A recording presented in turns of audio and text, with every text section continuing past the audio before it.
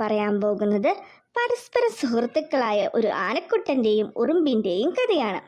ഒരു കാട്ടിൽ അതിമനോഹരമായ ഒരു കുളമുണ്ടായിരുന്നു. ആ കുളത്തിൽ നിറയെ വെള്ളമുണ്ടായിരുന്നു. ആ കുളവും തേടി അതിൽ നിന്നും വെള്ളം കുടിക്കാനായി ദിവസവും ഒരു ആനക്കുട്ടൻ പതിവായി കുളക്കരയിലേക്ക് വരുമായിരുന്നു. ആനക്കുട്ടനാണെങ്കിൽ കാട്ടിൽ ഈ ഒരു കുളം മാത്രമേ അറിയുള്ളായിരുന്നു. അതുകൊണ്ടാണ് ആനക്കുട്ടൻ ദിവസവും ഈ കുളം തേടി വന്നിരുന്നത്. പതിവ് പോലെ ആനക്കുട്ടൻ തുമ്പിക്കൈ നിറയെ വെള്ളവും കുടിച്ച് തിരിച്ചുപോയി. അതേസമയം കാട്ടിൽ മറ്റൊരിടത്താണെങ്കിലോ ഒരു വികൃതിയായ കുരങ്ങനുണ്ടായിരുന്നു. കുരങ്ങൻ മഹാവികൃതിയായിരുന്നു.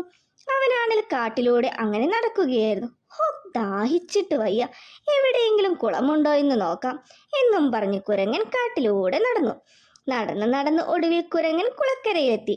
കുളം കണ്ടതും കുരങ്ങൻ, ഈ കുളത്തിൽ നിറയെ വെള്ളമുണ്ടല്ലോ, ഇനി എന്തായാലും ഇവിടെ ജീവിക്കാം. തൊട്ടടുത്താണെങ്കിൽ ഒരു വലിയ മരവുമുണ്ട്. സുഖമായി ഈ മരത്തിലാകാം ഇനി താമസം.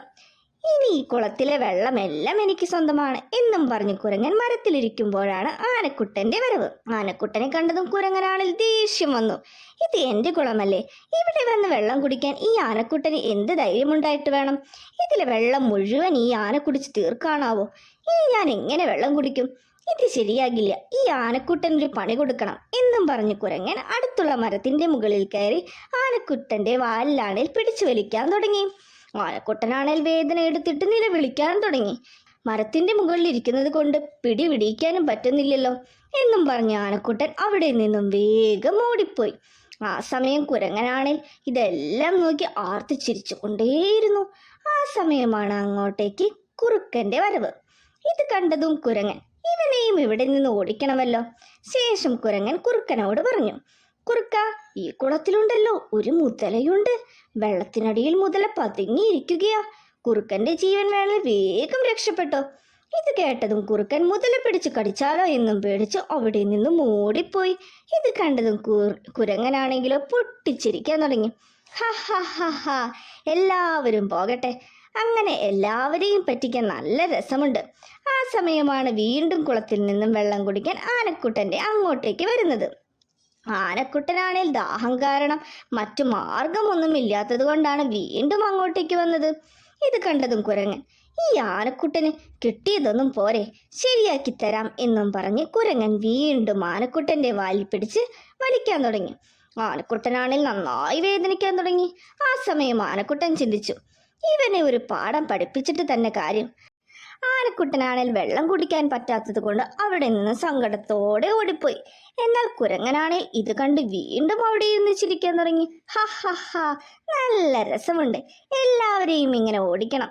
എന്നാൽ ആനക്കുട്ടനാണേൽ നേരെ ചെന്നത് സുഹൃത്തായ ഉറുമ്പിന്റെ അടുത്തേക്കായിരുന്നു. ആനക്കുട്ടൻ ഉറുമ്പിനോട് നടന്ന കാര്യങ്ങളെല്ലാം പറഞ്ഞു. ആ കുരങ്ങനെ ഒരു പാഠം പഠിപ്പിക്കാൻ നീ എന്നെ സഹായിക്കണം. അവനെ ആ മരത്തിന്റെ മുകളിൽ നിന്നും ഒന്ന് ഇറക്കി കിട്ടിയാൽ മതി. ബാക്കി കാര്യം ഞാൻ നോക്കിക്കോളാം. അവൻ കാരണം വെള്ളം കുടിക്കാൻ പറ്റാത്ത അവസ്ഥയാ. ഇത് കേട്ടതും ഉറുമ്പ് പറഞ്ഞു, ശരി ചങ്ങാതി, എന്റെ കയ്യിലൊരു മാർഗമുണ്ട്, ഞാൻ സഹായിക്കാം. ഇത് കേട്ടതും ആനക്കുട്ടൻ അവിടെ നിന്നും പോയി. ആനക്കുട്ടനെ നോക്കി ഉറുമ്പ് ചിന്തിച്ചു, എന്റെ ചങ്ങാതിയെ ബുദ്ധിമുട്ടിച്ച ആ കുരങ്ങനെ ഒരു പാഠം പഠിപ്പിച്ചിട്ട് തന്നെ കാര്യം. ആ സമയം കുരങ്ങനാണെങ്കിൽ വീണ്ടും മരത്തിന്റെ മുകളിലിരുന്ന് ആർത്തുല്ലസിച്ച് ചിരിച്ചുകൊണ്ടിരിക്കുകയായിരുന്നു. ഇത് കണ്ടാണ് ആനക്കുട്ടന്റെ വരവ്. ആനക്കുട്ടനെ കണ്ട കുരങ്ങനാണ്, ഇവന് മതിയായില്ലേ, വീണ്ടും വരുന്നുണ്ടല്ലോ ഇങ്ങോട്ടേക്ക്, ഇത്തവണ ശക്തമായി ഇവന്റെ വാല് പിടിച്ചു വലിക്കാം. ഇതും പറഞ്ഞ് ശക്തമായി ആനക്കുട്ടന്റെ വാല് പിടിച്ചു വലിക്കാൻ തുടങ്ങി. ആനക്കുട്ടനാണെങ്കിൽ വേദനിക്കാൻ തുടങ്ങി. പാവം ആനക്കുട്ടൻ വേദന സഹിക്കാൻ വയ്യാതെ കരയാൻ തുടങ്ങി. അതും കണ്ടുകൊണ്ടാണ് ഉറുമ്പിന്റെ അങ്ങോട്ടേക്കുള്ള വരവ്. ഉറുമ്പാണെങ്കിലോ ആനക്കുട്ടനെ രക്ഷിക്കണമെന്നും കരുതി മരത്തിന്റെ മുകളിലേക്ക് പതിയെ കയറാൻ തുടങ്ങി. കുരങ്ങന്റെ അടുത്തെത്തിയതും ഉറുമ്പ് കുരങ്ങന്റെ കയ്യിൽ ഉറക്കി ആഞ്ഞങ്ങ് കടിച്ചു. കടികെട്ടിയ കുരങ്ങനാണെങ്കിലോ വേദന സഹിക്കാൻ വയ്യാതെ മരത്തിന്റെ മുകളിൽ നിന്നും താഴേക്കും വീണു.